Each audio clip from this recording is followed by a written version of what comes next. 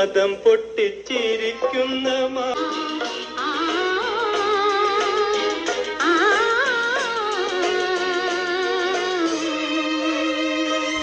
നമ്മുടെ പാഷൻ അത് തരുന്ന സന്തോഷം വേറെ ലെവലാണ്.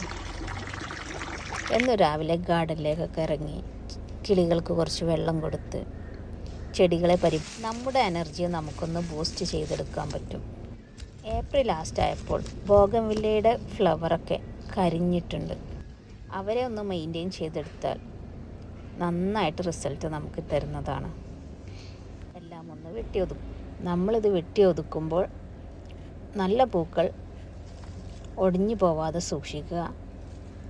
നന്നായിട്ട് വെട്ടിയൊതുക്കി സുന്ദര കുട്ടപ്പന്മാരാക്കി കുറച്ച് ബൂസ്റ്ററിന് വേണ്ടിയിട്ട് DAP അപ്ലൈ ചെയ്ത് കൊടുക്കുക.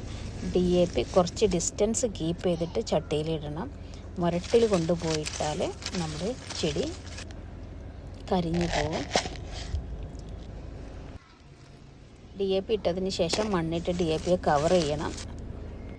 പല ദിവസങ്ങളിലും ഞാൻ അരി കഴുകിയ വെള്ളം ബോഗൻവില്ലക്കും എല്ലാ ചെടികൾക്കും ഒഴിച്ചു കൊടുക്കാറുണ്ട്. അത് നല്ല റിസൾട്ട് തരാറുണ്ട്. മക്കളെപ്പോലെ ഇവരെ സംരക്ഷിച്ചാലേ ഇവർ പൂക്കളും തരുന്നുള്ളൂ.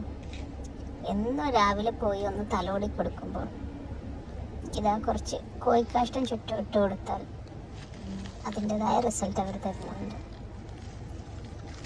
ഇത് ഞാൻ മണ്ണിൽ നട്ട ഒരു ബോഗൻവില്ലയാണ്. അതുകൊണ്ടാണ് വീടിൻ്റെ മുകളിലൂടെ അത് ആ മരത്തിൻ്റെ മുകളിലെത്തി അങ്ങനെ പൂത്തിരിക്കുന്നത്.